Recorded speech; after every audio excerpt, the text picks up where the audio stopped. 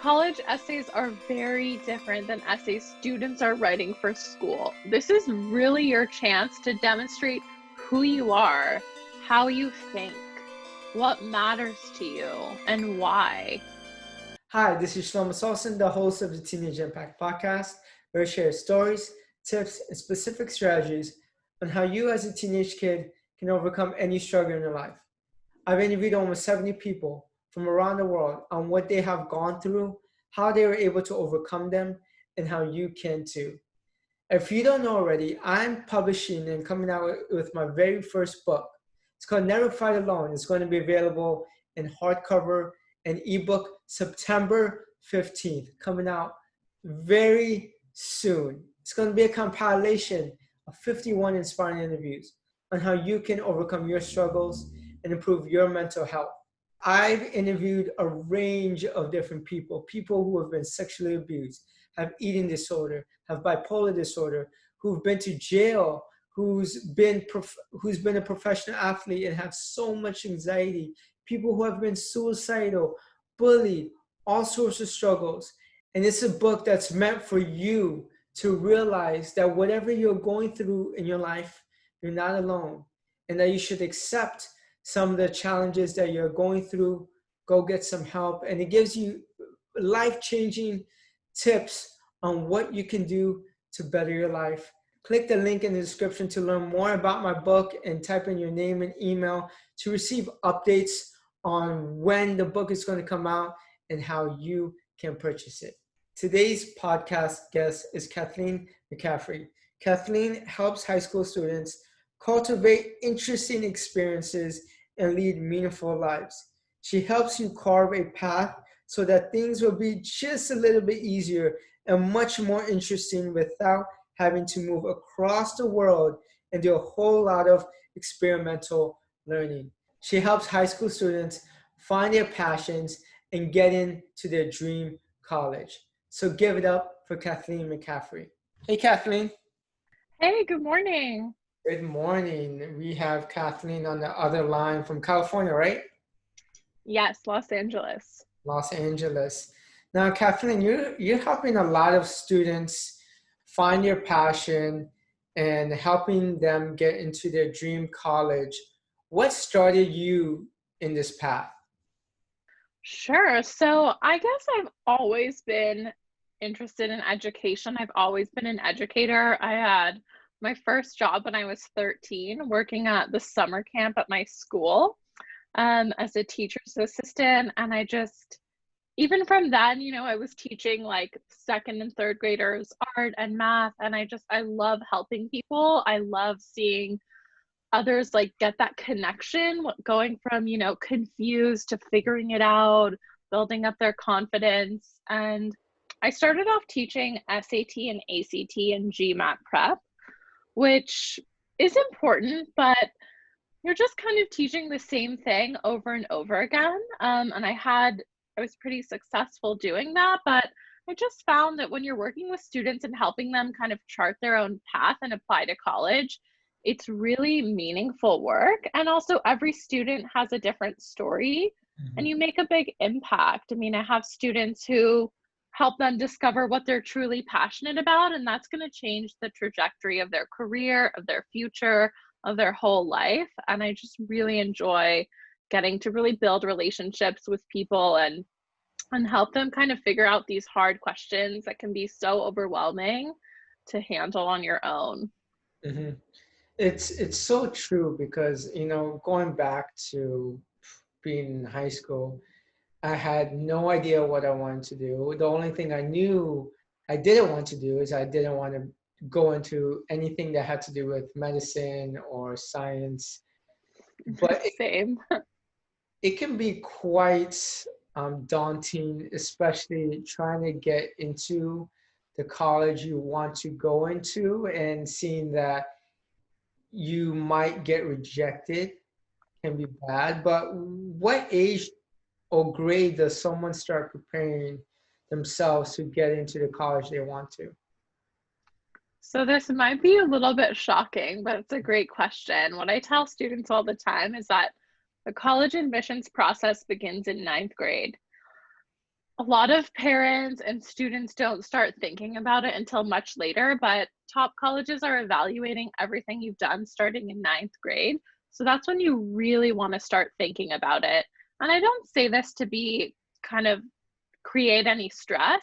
It actually makes the whole process a lot easier if you start in advance.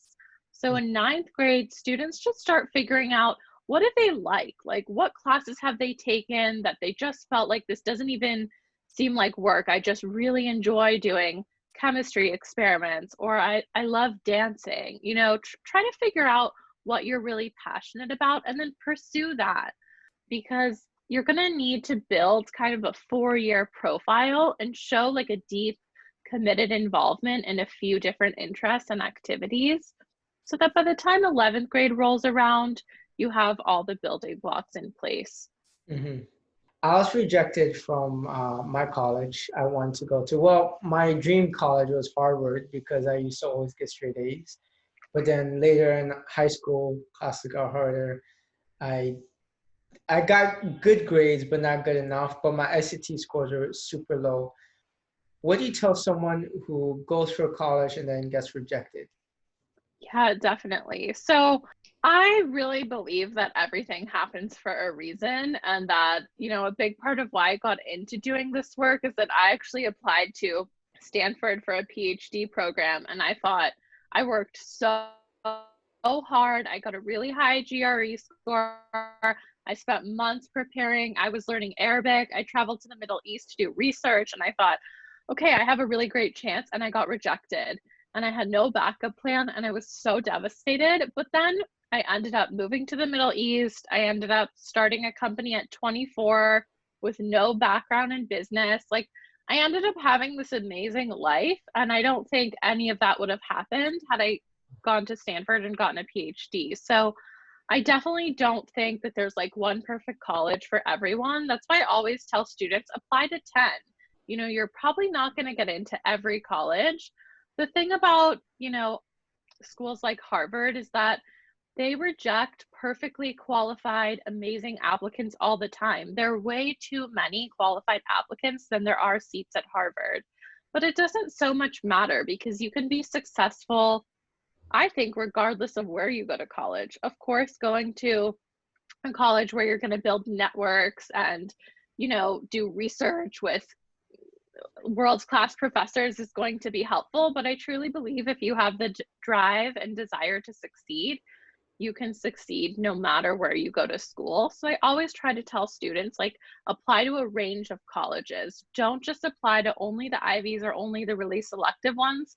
Pick 8, 10, or 12 that really resonate with you, that have the opportunities you want, and you can be equally successful at any of them. So I try to tell students not to just get fixated on one college, because then you really kind of narrow and limit your options. Mm-hmm. Going back to you saying applying to 8 to 10 colleges, each college application, I think the fee is what, $100 to $250 an application? About 75 to 125 75 to in 1. that range. What if income and money is an issue for someone? There are fee waivers. You can get fee waivers through the Common App, especially if you are going to a public school and you have like free or reduced lunch. Your school counselor can automatically qualify for fee waivers. Wow, I did not And know. your school counselor can help you. Mm-hmm. Yeah. I wish I knew that when I was younger.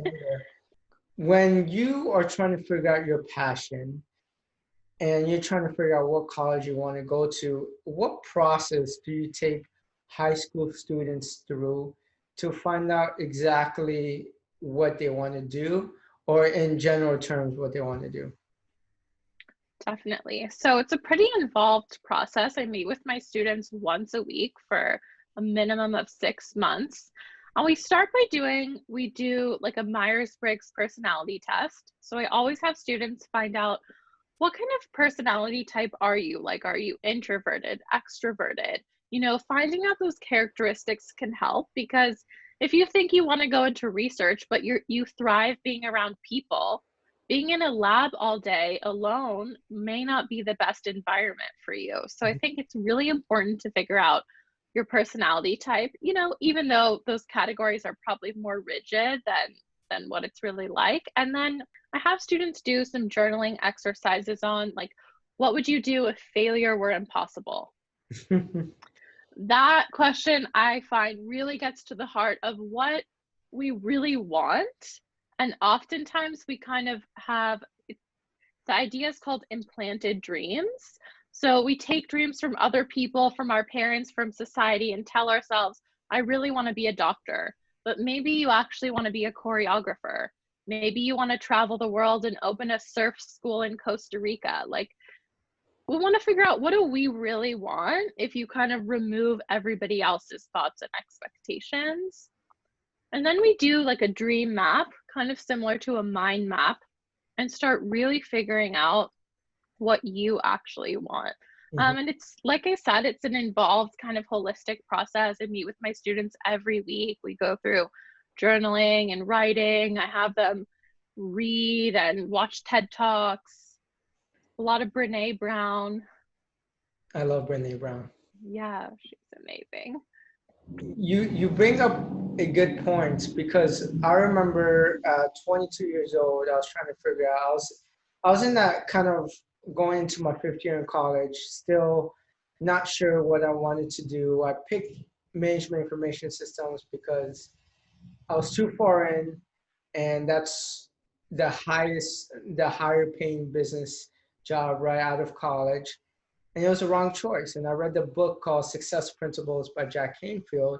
And he says a lot of the things that you do, you look into the future. Where do you see yourself if failure wasn't an option 15 to 20 years from now? And you write down exactly what you see without any judgment. And then based off of that, you work backwards and you create goals based off of that 15 to 20 year vision. That sounds very similar to what I do. Yeah, there's a great book I love as well by Sir Ken Robinson, who's a famous kind of educator. He's a great TED Talk called The Element. And he interviews all different people who just pursue their passion, regardless of what anyone said, and are wildly successful. And I really do think, like, when you're pursuing what you love, it's an intersection of what you're good at and what you love. Like, I love dance, but I'm terrible at dance. So it's probably not the right career path for me, but I've made it a hobby instead. So you have to find that balance. And if you're pursuing something you don't like just because you think that's how you're going to earn a lot of money, or it's what your parents want, like, eventually you're going to snap and have to shift gears. So why not just pursue what you love from the beginning? Because so many people drop out of med school, drop out of law school, because it's really not what they want. If it is what you want, that's great, and you should do that. But I think it's so important to try to find what you really love as early on as possible. Another good book to kind of, along with that personality test, is Strengths Finder 2.0. It's Gallup. Strengths Finder. Oh, I'll have to write that down. I haven't heard of that. Yeah, I read that. And he talks about kind of exactly what you're trying to say, is seeing what you're good at. And actually, if you're building a business or working somewhere else, you complement other people's weaknesses and strengths to go along with yours. So if you are a visionary, but you're not good at selling, you get someone else that's good at selling, and you're a visionary, so you two can actually build like a big business. Stuff like that. I love that. Yeah, Elon Musk says he doesn't build the rocket ships. He just comes up with the idea and the plan. He also says he didn't go to Harvard, but he hires people who went to Harvard. So I think that's a great example of you can fulfill one role. You don't have to do everything. You can work in a team, you can hire other people, you can still be successful. What if someone wants to take a gap year or not sure if college is the right thing for them? I'm a huge proponent of gap years. So actually went to a gap year fair last year and met with people who run all of these interesting programs. There's one called Semester at Sea, where you can spend a year on a boat studying from professors and traveling all around the world. There are so many interesting gap year programs, and I think it's really important, if you're uncertain, to take that time rather than go to college when you're not ready, because then you're probably going to have to take a break, drop out, and it's going to be time consuming and expensive. You can take a year and travel and learn a new language, or learn how to just be independent and live without your parents. I think it's so valuable. In Europe, it's very common for almost all students to take a gap year. So I hope that it becomes more common here, because I do think it's really valuable and really important. It can help you figure out what you really want and get a break from, like, high school has become so intense, so competitive. Just to get, a year out of that before going into school again could be really helpful. Mm-hmm. Yeah, I interviewed Ed Latimore. He's an influencer on Twitter, really well known, has over 100,000 followers. He went to college at 18, ended up dropping out, I think the following year or the same year, then went into boxing. Then, he was heavily involved with like alcohol. But then around his mid to late 20s, he went back into college, more focused, exactly knows what he wants to do. And when he went back into college, he did a much better job because he knew exactly what he wanted out of life. Versus freshman year, all he did was party. Exactly. A lot of parents are worried that if their kids do a gap year, they're going to lose focus. They're not going to want to go back to school, but actually research shows the opposite. Students who do a gap year perform better and graduate in less time. Mm-hmm. Are there any websites out there or recommendations to get scholarships? I'm not an expert on scholarships, but what I always tell students is that there's a lot of aid from the colleges themselves. So never pay attention to the sticker price. Like, if Harvard, total cost of attendance is $75,000 a year, it doesn't mean that that's how much you'd actually pay.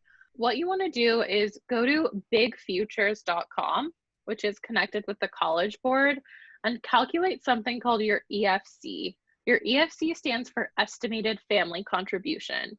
This is how much money it's determined according to your parents' taxes that your family is able to afford for college. So say that your EFC is $8,000, your family is able to spend $8,000 a year on your college. Well, the schools you apply to, if they offer what's called need-based aid, are going to likely fill that gap for you. So much aid comes from the institutions themselves. Of course, you can also apply for outside scholarships, but depending on which colleges you apply to, it's likely that you'll be eligible for a significant chunk of aid from the schools themselves. Some colleges give better aid than others. You definitely, if students Google Jennie, Jennie Kent lists, she's a colleague of mine who every year compiles a spreadsheet of all the colleges that give need-based aid and what percentage of students get need-based aid. And it's a great free resource. Wow. That's incredible. I know back then, I think Fastweb was a scholarship website. I'm not sure if that's still around. Fastweb is one of them. There's so many different scholarships you can go out there. I was just never proactive, even though I needed the help. My family didn't make a lot of money. I got Bright Futures, Florida. It was a Florida-based scholarship, and I got financial aid. But just imagine if you're in ninth grade or 10th grade, if you can just apply to like one scholarship a month and just make it that goal. Even if you get just a couple scholarships out of applying to 20 or 30 scholarships, that's still better than nothing. Definitely. It's definitely a process that you want to start in advance, because every student I've ever worked with, I've worked with over 100 students, has always underestimated how much time this process takes. Oh, yes. Yeah. Like, it takes so much more time than you think it does. however much time you think, just multiply that by 10 Mm-hmm. and start in advance. It will make everything so much easier. Like you said, you can apply to one scholarship a month. You can do one application a month rather than starting right when senior year is beginning. And then it's just going to be really stressful. You're pulling all-nighters. And as a result, your applications won't be as compelling or persuasive Mm-hmm. because you're stressed out, you're rushed. Mm-hmm. And community colleges, they're not as, what's the correct word, sexy to go to. What is your recommendation? Yeah, so I think it really depends on you, on you, your preferences, your family. I think every student has a very different path. If finances are an issue, going to community college for 2 years and then transferring to a private college or like a larger state school could be a great option. In California, we have something called the TAG program, Transfer Guaranteed Admission. What this means is that you can start out at a community college and then you can select one of the UCs like UC San Diego, or some private colleges like Pepperdine participate as well. And if you maintain a certain GPA and take certain classes, you're guaranteed admission at that college after 2 years. So this is an amazing program that a lot of students don't actually know about, because then you're guaranteed a spot at Pepperdine or UC San Diego, and you spend your first 2 years at community college just getting all those core requirements out of the way. Mm-hmm. So an option like that definitely financially would save you quite a bit of money. And if you do need to be pretty sure about what you want to study because you have to take certain required classes. I would say the downside of community college is if you're not really sure if you want to go to college, community colleges, you're going to have a lot of older students. Mm-hmm. You're going to have a lot of other students who maybe are unsure whether a 4-year college is right for them. I would say the motivation level could be lower. It really depends on you, how motivated you are, and what the reason is that you're thinking about community college. If you're just not sure if college is right for you, taking a gap year might be better. Okay. But yeah, so I would say a really individual process. You really want to evaluate your motivations, your reasons. If it's purely financial, then that could be a great option. But again, you never know. You might get a full 4-year scholarship at a private college. Mm-hmm. So you definitely, if you're ready for college, you're motivated, and the only thing holding you back is money, there is a lot of financial aid out there. So I would urge students to definitely apply to scholarships. You can speak with the financial aid administrators at colleges directly. Like, they want to help you. Contact them.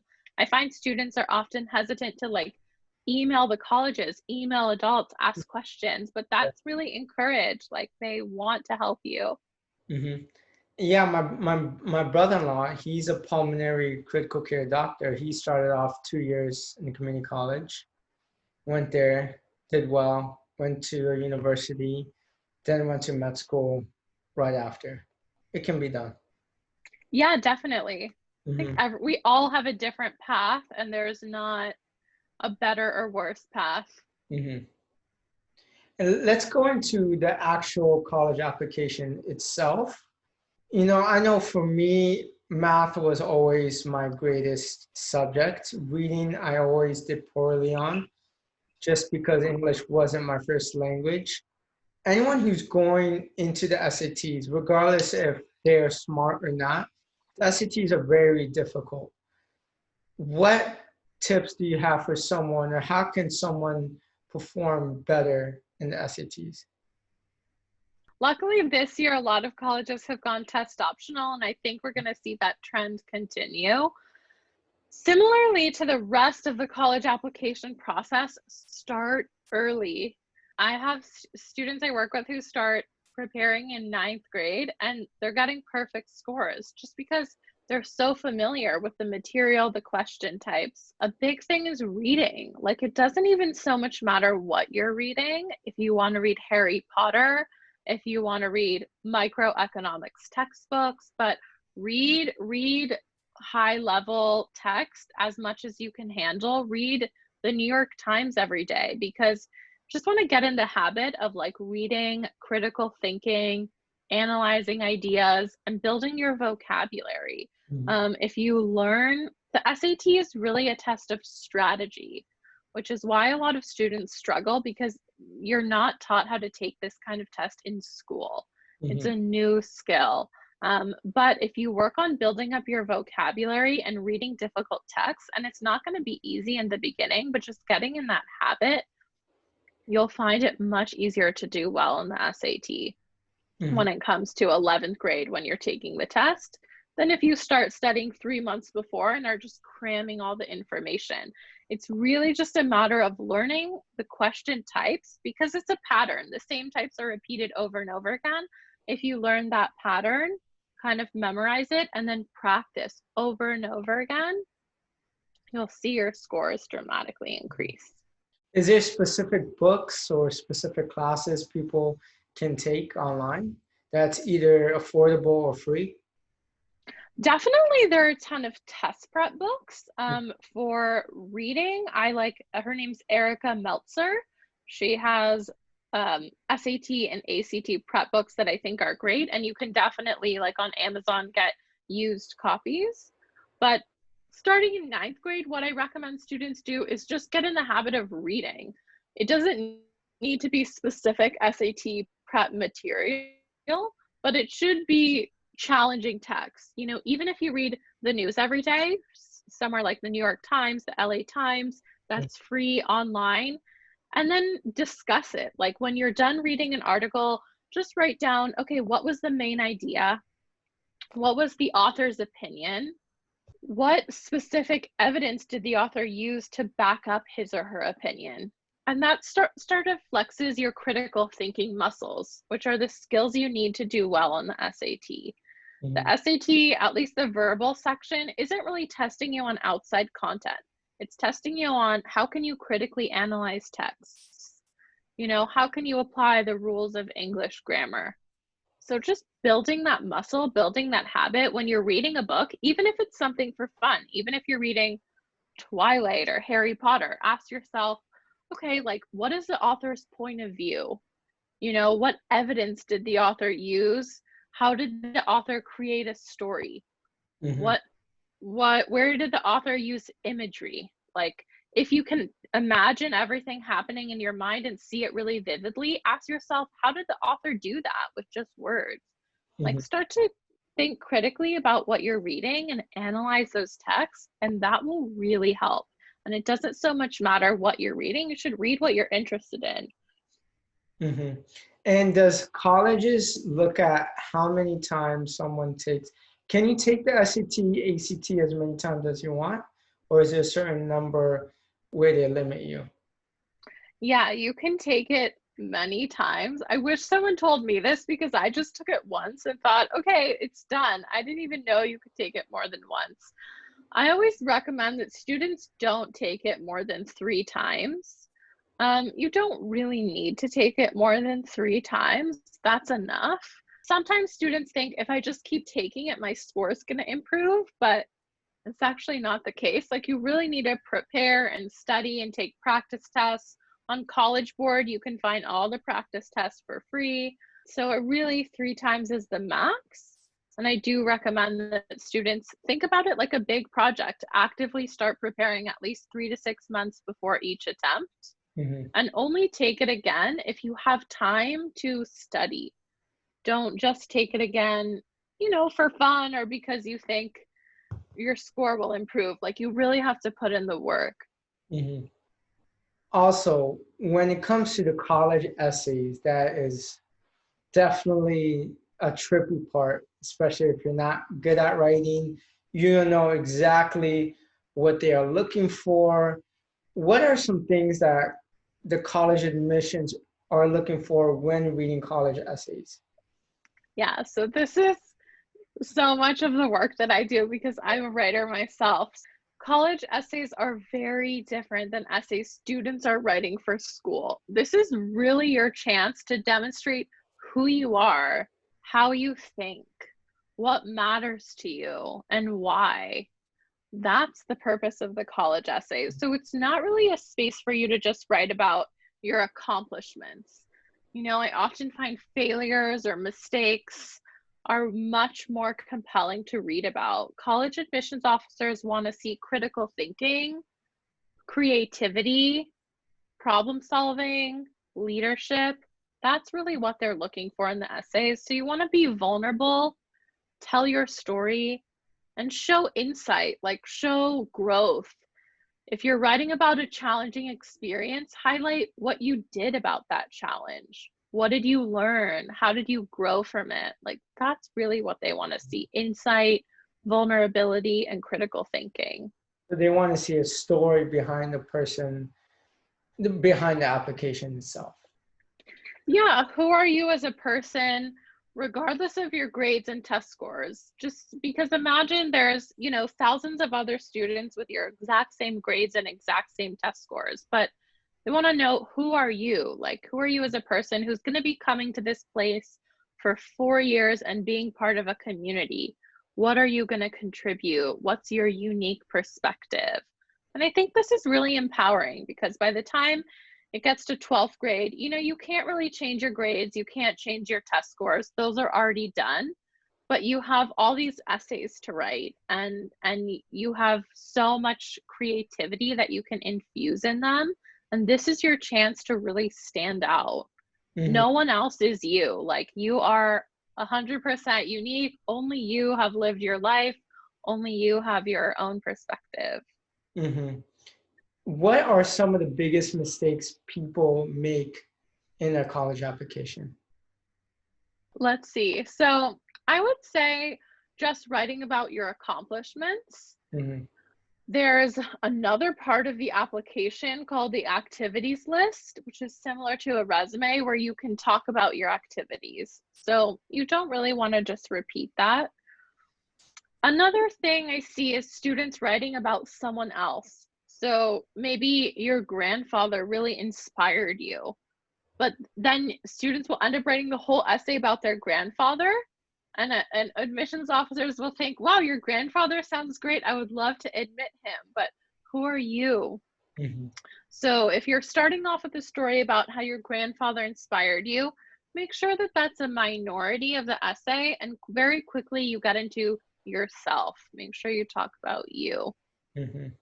Another thing I see students, a lot of us have gone through challenges in our life, but if you're going to write about a challenge that's still ongoing, or that you don't really have any resolution from, I would urge students not to write about that in their main essay, because you really want to demonstrate insight and growth. And if it's an ongoing challenge or something that you're currently dealing with, you don't have that perspective yet to be able to write about it. And I would urge students to write about that in the additional information section of their application, but not for their main essay. Mm-hmm. Besides what we talked about with the essays, what would you say are good components to a strong college application? Leadership is really important. And leadership, I often find students think leadership means, okay, you're student body president, but actually you can demonstrate leadership in so many ways. Say that you have 3 younger siblings, and you're from a single parent household, and your mom has to work really long hours, and every day you pick up your siblings from school, take them home, help them with their homework, make them dinner. That's leadership too. Write about that in your applications. Like, college admissions officers need to know and want to know that, and that demonstrates so many important values like responsibility. It doesn't need to be something formal. Like, oftentimes students are demonstrating these amazing qualities like leadership and critical thinking, and they don't even include any of that in their application. Don't leave anything out. Critical thinking and problem solving. So I say it's always more impactful to write about mistakes or failures. How did you maybe fail in something, or what, maybe you made a huge mistake, but how did you learn and grow from that experience? That's an essential component of college applications. Also, that you've pushed yourself. Like, maybe your school doesn't offer AP classes, so you found AP classes at a local community college, or maybe you took college level classes online. There are thousands of free online college level classes taught by professors from like every Ivy League college that you can take online. If things don't work out, how do you find another solution rather than just saying, my school doesn't offer AP physics, so I'm not going to take it. You know, you want to demonstrate that you're able to solve problems. Yeah, those are the kind of key components, like that you've pushed yourself to excel, you've demonstrated leadership, critical thinking. A big component that I think is hard for parents to understand now, and this is very specific to the US. In other countries, college admissions is based really just on test scores, is what are you doing outside of school? How are you spending your time outside of school? That's really key. Like, are you, you know, I have students who are starting their own small businesses or teaching themselves new skills. Like, I had a student who taught herself how to create these machines and make products from recycled plastic that she collected from her city. And she would make like coasters and cup holders and sold them online and made $25,000 throughout high school. Wow. So she wrote about that in her applications. And that demonstrates like care for your community and the environment, you know, leadership, rigor. So what are you doing when school's done? Are you like watching Netflix, or are you volunteering? Are you teaching your brother Spanish? Like, that's a really important component. And you want to kind of really think about what you're doing outside of school and be strategic about that. Pursue your passions, give back to your community. These are really important factors that are going to help set you apart from other students with the same grades and same test scores. Would you say volunteer hours and having a part-time job helps? I would say community service is definitely important. Colleges are looking for students who are an active part of their community, whether it's formal or informal, like whether you have 60 hours that are charted on paper, or whether you just informally every week get groceries for your 95-year-old neighbor and make her meals. It doesn't so much matter, but as long as you're giving back to your community in a meaningful way, having a part-time job, I wouldn't say helps or doesn't help, but it's definitely something that you want to talk about. And depending on what your job is, if it connects to your passion or if it's something that you're doing just to support your family, definitely you want to write about that. And it's going to be important that you show that in your applications. And Kathleen, do you have any last tips for high school students who are trying to figure out what they want to do in the future or trying to get into the colleges that they dreamed of?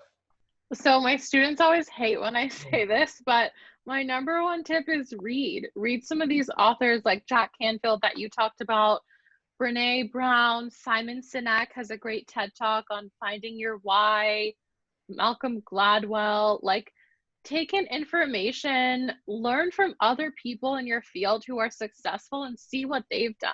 You know, TED Talks are free. There's so much you can read online. Go to the library. Like, look at other people who are doing what you do and learn more about them. And then seek out opportunities. If you want to work at NASA, you know, like find internships in your community. Email adults who are doing what you want to be doing.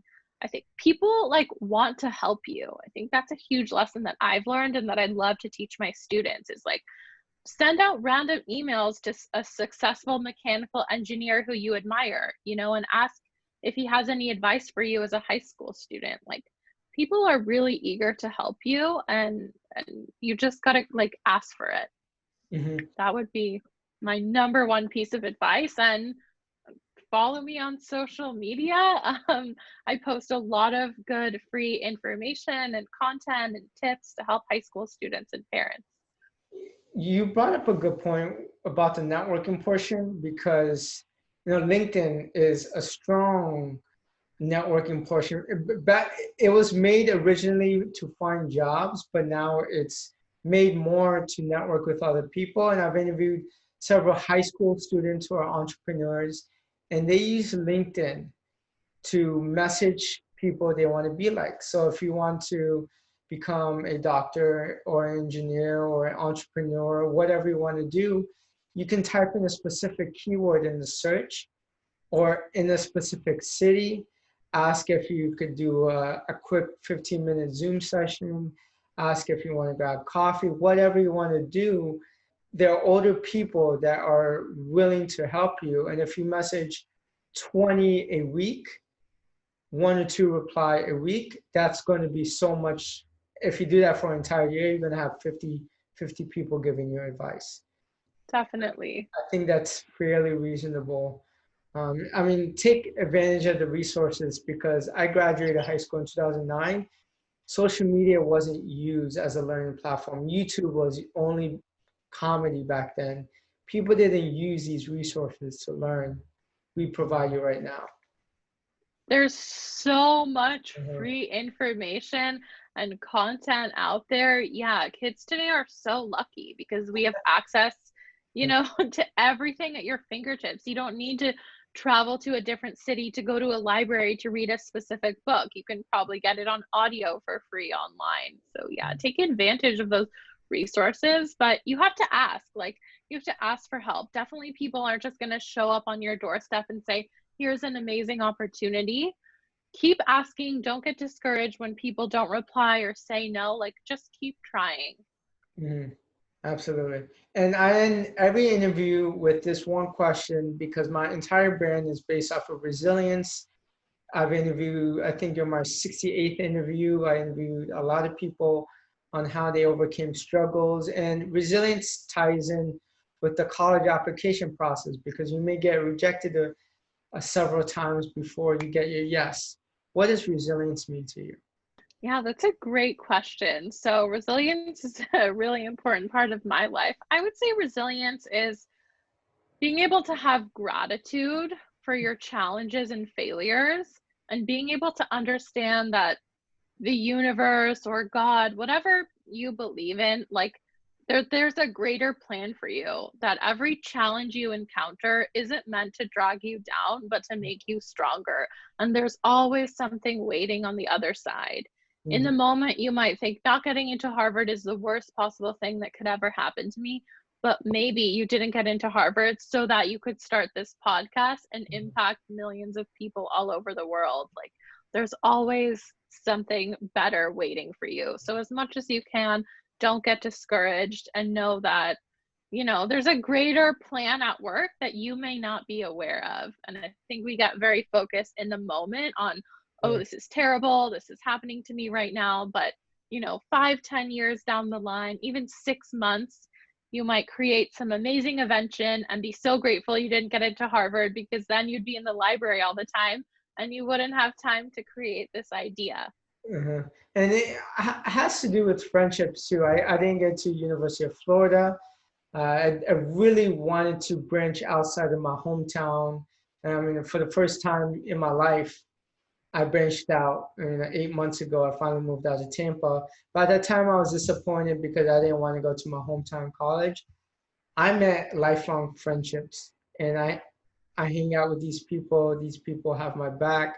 And I would have never met these individuals if I never went to my hometown college. So it's valuable not only for your professional career, but also your personal connections and friendships.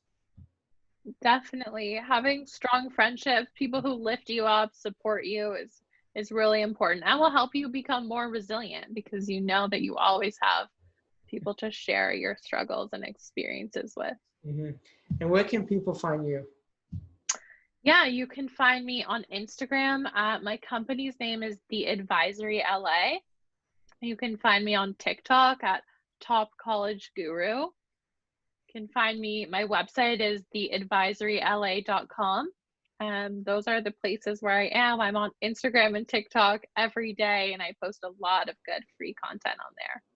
Great. Kathleen, thank you so much for being on this podcast episode. I really do appreciate it. And I thank you and applaud you for doing all the great work you're doing for students. You're truly making an impact.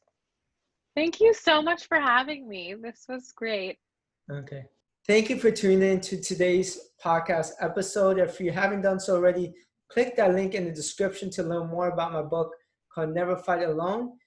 Put your email in, put your name in to receive updates on when this life-changing book comes out and how you can purchase it. If you haven't done so already either, follow me on Instagram at Shelomo Solson. You're going to see a personal side to me. You're also going to receive 1-minute snippets of myself and other podcast interviews.